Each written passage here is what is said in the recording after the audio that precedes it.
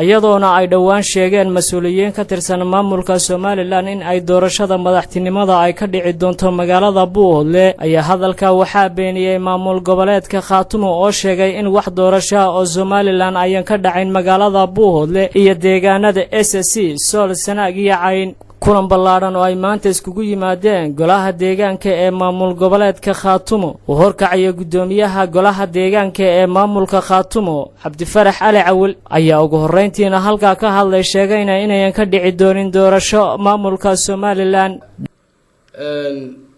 waxaanu leenahay warka diiday ka cuskaday baa ka liita maamulka Somaliland isaga maanta diidaya oo fashilaadiisi ay banaanka u soo baxday waxayna wali carabka la sii dhacayaan inay Sool Sanaag iyo Cayn ka dhacaso doorashada Somaliland waxaanu leenahay ka dhici mayso kamana dhici jirin kana dhici mayso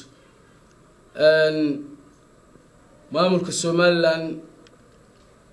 ha ku ekaado arliga uu ka taliyo nin walba gurigiisu hadda qaanu leenahay waxay carabka mar walba la dhacaan oo ay yiraahdaan wadan ayan ka talin oo ayan gaarin maamulka Khaatumo ka taliya aad iyo aad baa mahadsantiin wasiirka caafimaadka waxaa joogi jiray maamulka Hargeysa oo dhaxdin ahaan kula joogi jiray dad u dhashay goboladan oo isaga ka horeeyay kuwii horena may keenin isna ma keenayo waa riyo ma keeni doono kamana dhici doonto dhanka kale waxa asaguna halka ka hadlay gudoomiyaha baarlamaanka ee maamul goboleedka Khaatumo Maxamuud Sheekh Umar Xasan asagoona si kulul uga hadlay hadalkan dhawaan ka soo yeeray mas'uuliyiin ka tirsan maamulka Somaliland maamulada hareeraha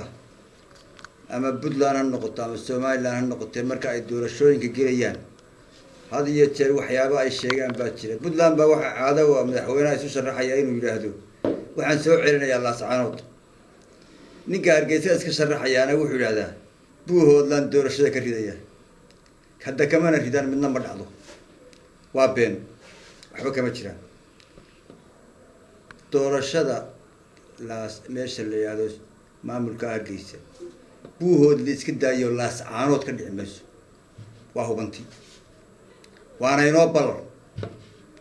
بوه لسك بداية لاس عانو كدع ميس كمان دع دونت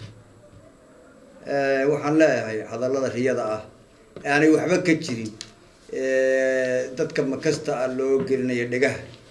hal laga daayo hana laga waantoobo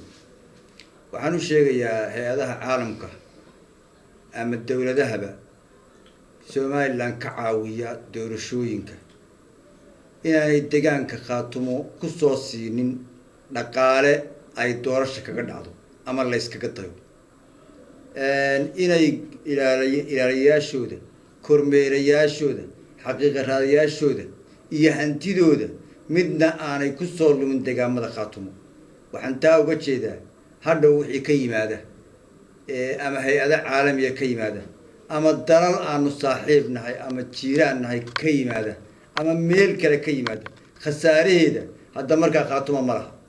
waxa yeelanaysa cidii idinka idin soo kacaysay iyo idinkiina naftiina iyo maalkiina ku soo mahalakay waxaan ka digayaa in aanay taasi dhicin